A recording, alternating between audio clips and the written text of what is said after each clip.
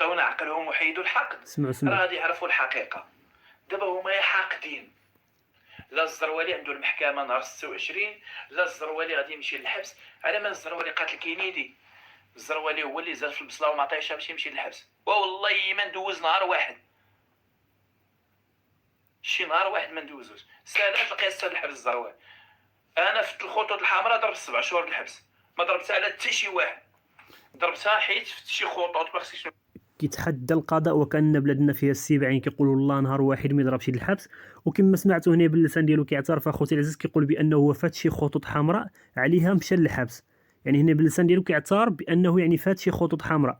ولكن في واحد المقطع اخوتي انا بقاو معايا حتى الاخر غتشوفوا بزاف المقاطع.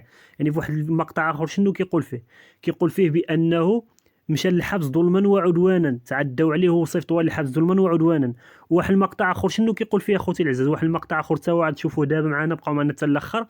شنو كيقول فيه؟ كيقول بانه مشى للحبس على الشرف دمو ومراته.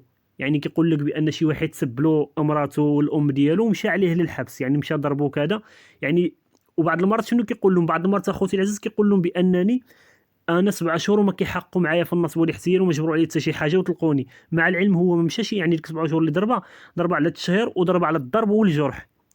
يعني هو يعني ماشي كما كيقول بعض المرات كيقول بانه مشى ظلما وعدوانا. المهم بقاو معنا حتى لاخر الفيديو غتشوفوا المقاطع باللسان ديالو كيقول هذا الشيء، ماشي انا اللي كنقولها، ماشي انا اللي كنقول. يعني هذيك الدخله اللي دخل هو للحبس ما دخلش هو على النصب والاحتيال، هو يعني كان يعني في 7 شهور الحبس ضربه، يعني هذيك على التشهير والسب والقذف، يعني الضرب والجرح وداك الشيء. ولكن في نفس الوقت يعني كان ديك المده ديال 7 شهور كيحققوا معاه في النصب ديال ديك زينب بنت الشعب. المهم بقاو معنا حتى لاخر الفيديو. اللي ما ابونيش اخوتي في هذا القناه ابونا فضلا نساء امرا وكملوا معنا الفيديو. فيسبوك شكرا لكم، لانه انا مدوز السجن وانا دخلت ظلما وعدوانا، والحمد لله ما كانش السجن ديالي هو النهايه، بالعكس السجن اللي دخل يوسف الزروالي كانت هنا كيقول لك بانه ظلما وعدوانا. دابا عاد كيقول لك بانه يعني فات شي خطوط حمراء، يعني كيعترف باللسان ديالو. بعض المرات كيقول لك بان على الشرط مراته. المهم هاد السيد ما عرفناش فين غنشدو، هادشي اللي بغيت نعرف انا. كملوا معنا. لا تخلي دابا اللي تسد قلت له بايش غادي نرد لك الاعتبار. خصكم تعرفوا المتابعين بانني غدوزت الحبس على باهجه وعلى امي، حتى واحد ما عارف سبب الحبس ديالي هو على مرتي. واحد السيد تيسب لي مرتي وامي، بقينا تتزايدوا درنا شكايات طولوا علينا صدقت انا رونتها كاع. سبب هادشي هو على شرف مرتي وامي.